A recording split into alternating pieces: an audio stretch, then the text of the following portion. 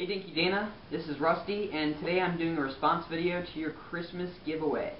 In the video you said you were looking for recommendations for a TV show, anime, or video game, and I'm going to do a TV show and a video game. I looked on your collection on your website, and you did not have the DS game that I'm going to recommend to you. So I hope you don't have it. I'm not sure if you just haven't updated it, but my hope is that you don't have it. My hope is that you don't know much about this show that I'm going to talk about, and that is one of my favorite shows of all time, and that is Lost. The series finale recently aired earlier this year, but basically, I'm sure you've heard about it. The show does get a lot of hateful criticism, but it also has one hell of a fan base. Like I said, it's one of my favorite shows of all time. Basically, this tremendous cast of characters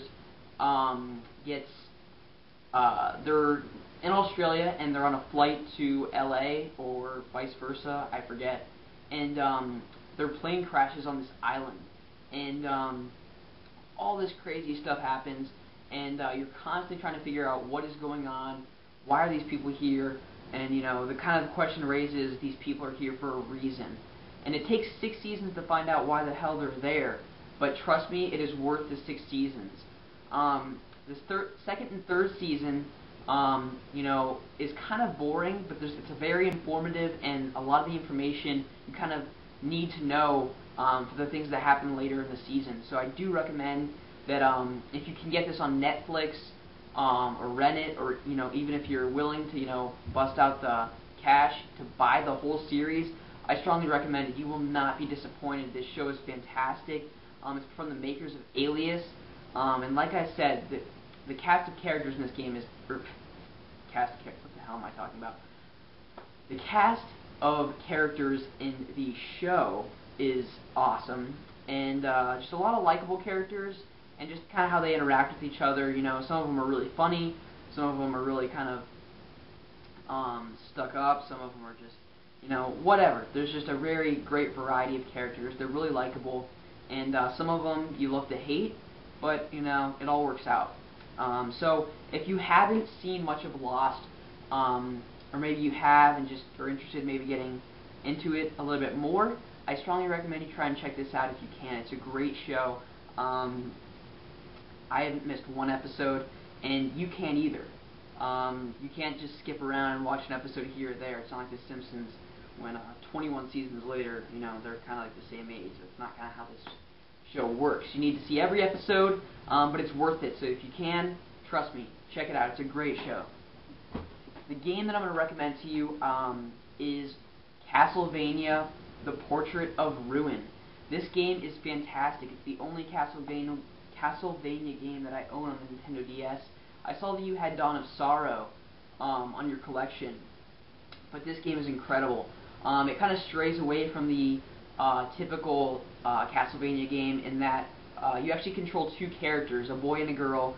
You can kind of switch out between characters at any time, and each one kind of has their own unique abilities and attacks, and you kind of need each other to defeat bosses, and you even have kind of like dual attacks where you guys both kind of, you press a button and you guys both use like this magic or whatever it may be to kind of defeat a boss or whatever.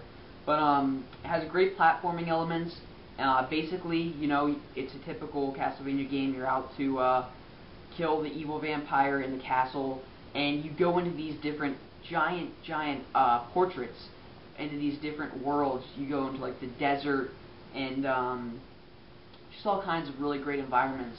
And I'm not really sure how many portraits there are, but there's quite a few of them. I think I beat this game in, maybe 10 to 12 hours, but if, you can kind of probably crack out a lot more, because there's a lot of areas to explore, a lot of time to kind of go back and explore the castle once you beat the game, to try and reach 100% completion in the game.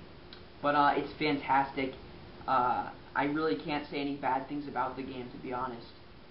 It's brutally difficult, though, at least towards the end of the game. I mean, I think probably the first 80% of the game you can get through it pretty easily, but the last boss, holy crap. Like, I seriously, I'm going to be completely honest, I had to cheat to beat the boss. I had to use unlimited health. It is freaking impossible if you don't, trust me. But, it's a really great game, like I said. Kind of a cheesy story, but I think it's fair to say that most of the Castlevania games do kind of have a cliche story. But like I said, great environments, great platforming elements to the game. Like I said, there's two characters that you control in the game, a girl and a boy, and you know, I don't really have any complaints with the game other than the very end is brutally difficult. But if you can find it, it's kind of I think getting kind of hard to find. All three Castlevania games are for the DS. But if you can find it, Dinky, get this. It's a very, very great game. I strongly recommend it.